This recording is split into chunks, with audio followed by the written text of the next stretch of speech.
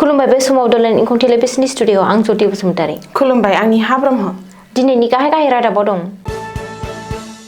जुबिन गार्गखौ रावबो बुथाराखै, दैयाव गबनानैसो जिउ गोमादों। सिंगापुरनि कर'नार्स कर्ट। कासारनि काटेगरियाव साबा बांलादेशी हमजादों। बिजेपि बिजाथि मन्थ्रि अशोक सिंघालनि नमिनेसनखौ बिसायख'थि आय'गआ आजावबाय। आमिनगावआव 3 कौटि बेसेननि हिर'इनजों लोगोसे सानै ड्राग्स फालांगिरि हमजादों। सनिया गान्धीनि देहाया हरखाब गाज्रि जानायाव गंगाराम हस्पिटालाव थिसनदों। दानिया फैदो आबुं रादाबाव।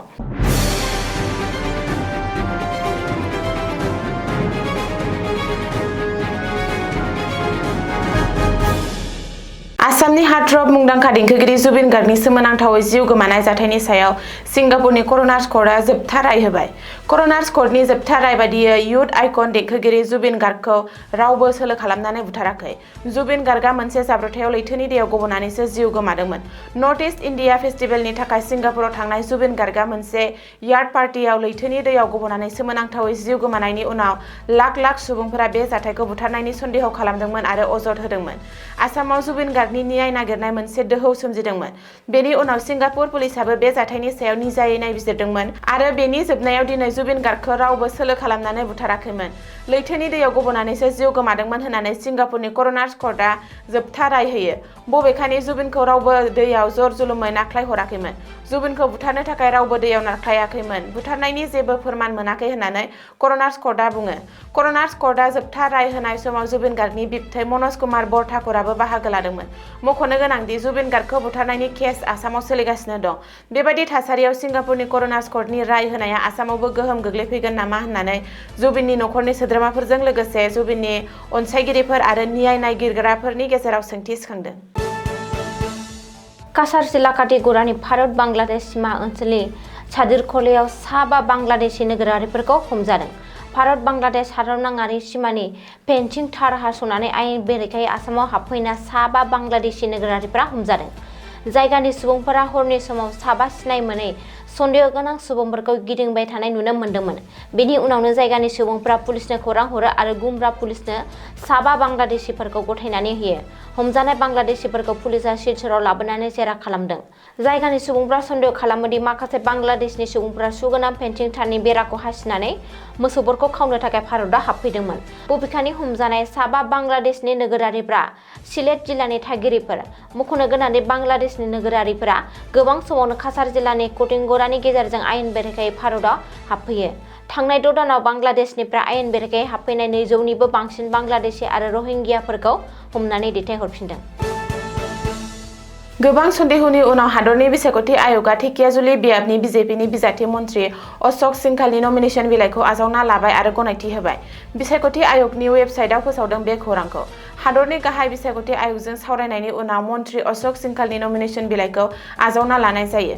मिथिनो हानाय बादिब्ला अशोक सिंघालआ जमा होनाय गांब्रै नमिनेसन बिलाइखौबो बिसायख'थि आय'गआ आजावबाय। मख'नो गोनांदि धेकियाजुलि बियाबनि कंग्रेस दोलोनि बिजाथि बटास उरांआ बिजेपिनि बिजाथि अशोक सिंघालनि नमिनेसन बिलाइयाव माखासे गोरोन्थि जानाय आरो दानब्रेनायनि अजद होदोंमोन। लोगोसे अशोक सिंघालनि नमिनेसनखौ केन्सेल खालामनो एबा नेवसिगारनो दाबि खालामदोंमोन। नाथाय कंग्रेस बिजाथिनि बे अजद होनाया फिथाइ थायासै। जोबनायाव बिसायख'थि आय'गआ अशोक सिंघालनि नमिनेसन बिलाइखौ आजावना लाबाय आरो गनायथि होबाय। गुबुन फारसे कंग्रेसनि बिजाथि बटास उरांनि नमिनेसन बिलाइखौ गनायजाबाय होननानै हादरनि बिसायख'थि आय'गनि वेबसाइटआव फोसावदों। आमिनगाव ड्राग्सनि हेंथायै पुलिस बिफाननि जाफुंसार अपारेशन। साहा गुवाहाटीनि आमिनगावआव पुलिसआ संदाननानै गोबांथार बिबांनि हिर'इनजों लोगोसे सानै ड्राग्स फालांगिरिखौ हमनो हायो। मोनसे सोदसुलुंखौ बिथा खालामनानै कामरुप पुलिस आरो स्पेसियेल टास्क फर्सआ जुथाइ अपारेशन खालामनानै मोन 25 साबानि बक्सआव सोनानै लाबोनाय 350 ग्राम हिर'इनखौ जब्द खालामनो हायो। जब्द खालामनो हानाय हिर'इननि बेसेना खमैबो 3 कौटि रां जागोन होननानै पुलिसआ आन्दाज खालामदों। कौटि रांनि हिर'इनखौ गंसे मारुति आरिगिटा गारिनिफ्राय जब्द खालामनो हायो। बेजों लोगोसे लोब्बा थानाय सानै ड्राग्स पेडेलारफोरखौबो पुलिसआ हमनो हायो। बबेखानि हमजानाय सानै सुबुंखौ लामिनटां वांकिं आरो गिहंकालां हाउकिप होननानै सिनायथिनाय जादों। ड्राग्सनि हेंथायै बे जाफुंसार अपारेशनखौ कामरुपनि एडिशनेल एसपि कल्याण कुमार पाठकनि दैदेननायाव खालामनाय जादोंमोन।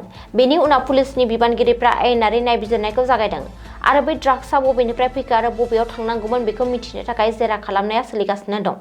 मख'नो गोनांदि बे जाथाया रायजोआव ड्राग्स फालांगिखौ होबथानो थाखाय आसाम पुलिसनि सोलिबाय थानाय नाजानायखौ दिन्थियो। बेयो बेखौबो दिन्थियो दि ड्राग्स फालांगिरिफोरा माबोरै गोदान सोलो बाहायना स्मागलिं खालामगासिनो दं। कंग्रेस दैदेनगिरि सनिया गान्धीनि देहाया हरखाब गाज्रि जादों। जाउनाव सनिया गान्धीखौ गोदान दिल्लीनि गंगाराम हस्पिटालाव थिसननो गोनां जादों। सुलुङाव फोरमायथिनाय बादिब्ला मंगलबार खालि हराव कंग्रेस दैदेनगिरि सनिया गान्धीनि देहाया हरखाब गाज्रि जादोंमोन। जाउनाव सनिया गान्धीखौ गोख्रैनो गोदान दिल्लीनि गंगाराम हस्पिटालाव लांनाय जायो।